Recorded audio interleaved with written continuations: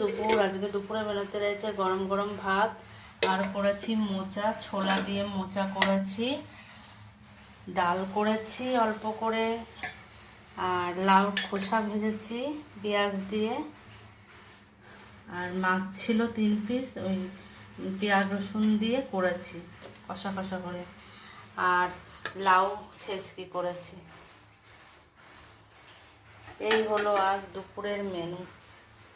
সবাই ভালো থেকো।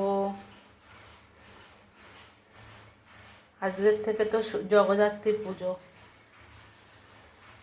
আমাদের এখানে হচ্ছে, কৃষ্ণনগরে হচ্ছে, আমি যাব না, শান্তিপুর গড়ের দিক। ছেলে মেয়েরা যাবে মোটর সাইকেলে। কদিন পরেই তো রাস আমাদের এখানে। সবাই ভালো থেকো, টাটা। পরের ভিডিও নিয়ে আসছি আবার।